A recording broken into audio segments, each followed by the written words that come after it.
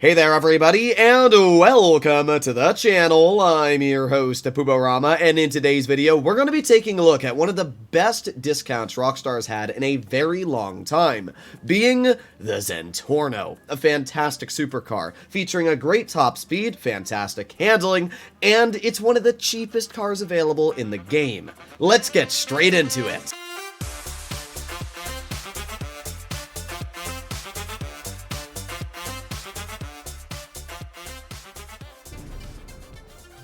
Starting off, we have the price tag. To get your hands on the Zentorno, it's going to be $435,000, officially making the Zentorno the cheapest supercar available on Legendary Motorsport. That's actually insane. So we're going to be picking one up. We're going to send it over to my Eclipse Boulevard garage. Here it is. Honestly, I think the Zentorno is one of the coolest looking cars in Grand Theft Auto Online. It's actually epic just how old this vehicle is, and yet still stands out amongst the crowd of all the other supercars in the game.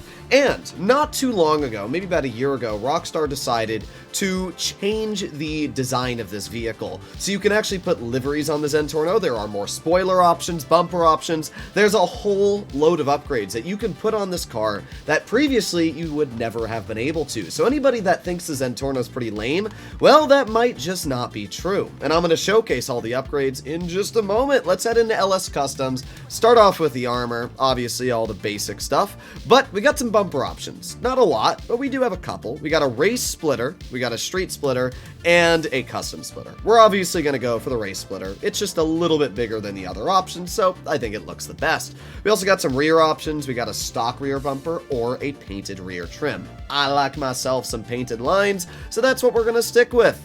Okay, we can do side blades with a primary color or secondary. We're probably going to do the secondary. I think that'll look better. We got some engine upgrades. We got some big exhaust choices. What the heck is that? That is the largest exhaust I've ever seen, like ever. I kind of like that hyper exit exhaust. That one looks pretty cool. Oh, I actually really like that stock exhaust. I didn't notice how much I like the stock exhaust until I looking at all the other ones. Yeah, we're going to stick with the stock. I really like the hexagonal designs there. That looks really nice. We can do a painted grille trim, which we can't really see right now, but when we respray the car, we're definitely going to notice it. We got a slippy hood, which takes off the front intakes.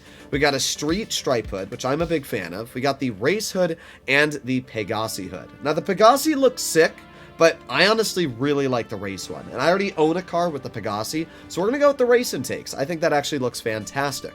We're going to do xenon lights to make it look modern and sleek. And now we arrive at the livery options. We got some white stripes, black stripes. We got Italian striping. We got this Kisama. Looks pretty cool. We got modern living. I actually think that one looks epic. We got cable racing. We got Harley Quinn, which is, it's okay. Harley Quinn alt, meh.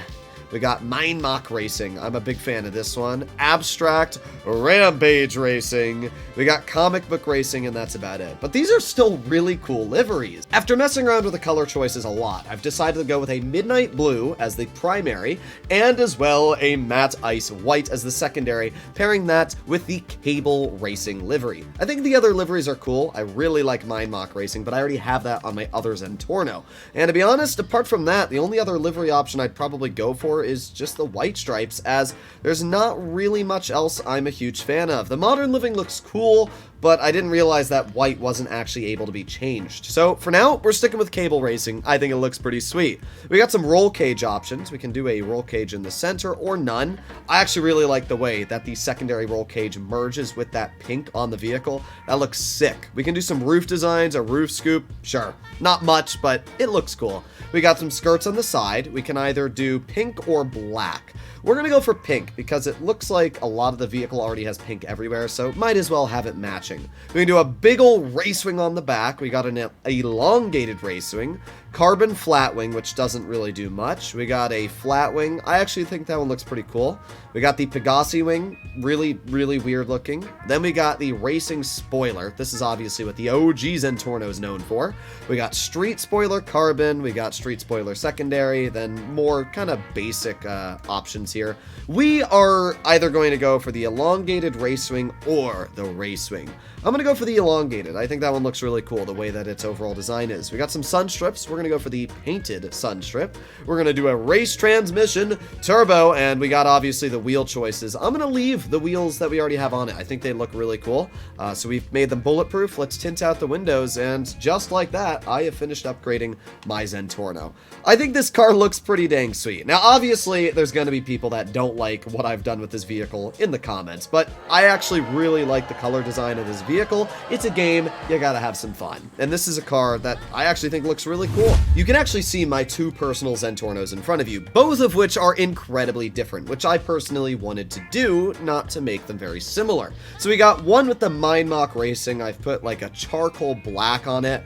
I actually think this looks absolutely fantastic. And then we obviously got the one I just customized here, which I also think looks really, really cool. Let's talk very briefly about the Zentorno's performance. It reaches a top speed of 122 miles per hour, which, while not anything impressive, is still okay when it comes to a supercar category. But what's actually pretty impressive is the lap time, sitting at 1 minute flat. That places it in 22nd out of the 58 supercars in the game.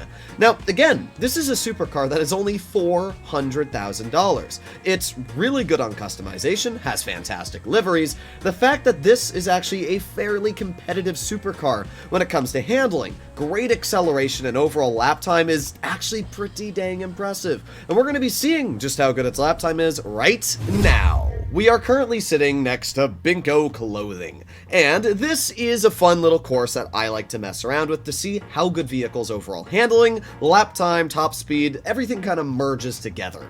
A lot of times when YouTubers test cars handling, they test it on a closed circuit with a lot of corners, which doesn't really happen in the majority of GTA sessions. So I feel like it's more realistic to just have a route like this, where you're making your way from point A to point B. This case, we are going over to the biker gang. I feel like this is a pretty simple path, and we're going to see how the Zentorno can do in 3, 2, 1, full speed ahead. I got my stopwatch started in front of me, and we'll see how the Zentorno performs. I think it'll actually do pretty well, especially because it's not the fastest car. It's actually going to be quite enjoyable on handling. The faster a vehicle is doesn't always mean that you're going to be better off in it, because obviously if you're driving faster, you have a much higher chance of crashing in the traffic, not being able to handle the vehicle itself when going around corners. The slightest bump can send you literally flying into a different zip code. So because of that, I actually like vehicles that aren't necessarily the best on top speed, but are really good on overall handling, because it's much, much more enjoyable to drive a car with good handling than top speed, let's be real.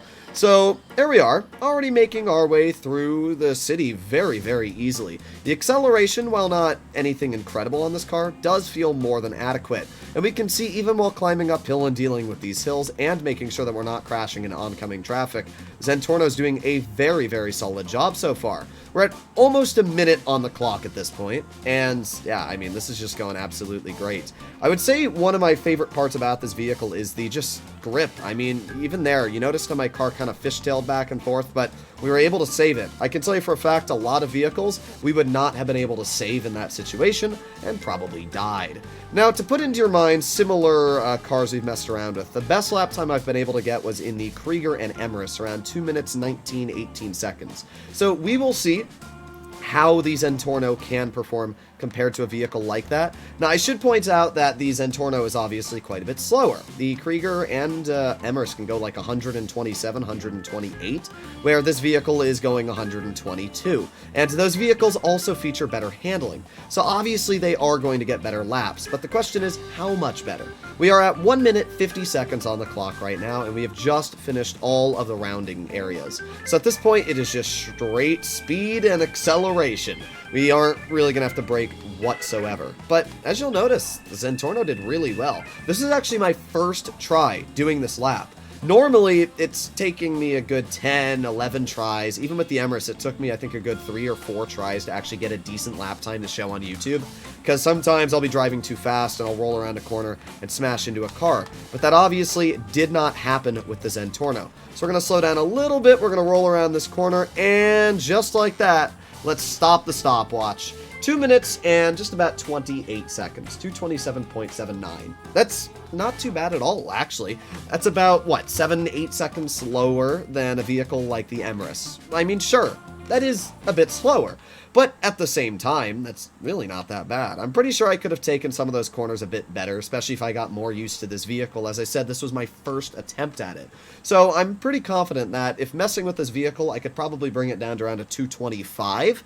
That's pretty impressive, and that's not bad at all. While speed is definitely important, it's not the end-all and be-all of supercars in Grand Theft Auto Online, and 5 seconds out of your day to get from point A to point B is not going to matter that much in the grand scheme of things, unless you're obviously doing races. But I actually think the Zentorno is fantastic. For the price tag of only $400,000, you would be a fool not to pick this vehicle up for how good it is. Not only that, but the Zentorno is incredibly fun to drive, super cool to look at, and just a great car in general. So hopefully you enjoyed the video, and I'll see you all in the next one. Bye-bye.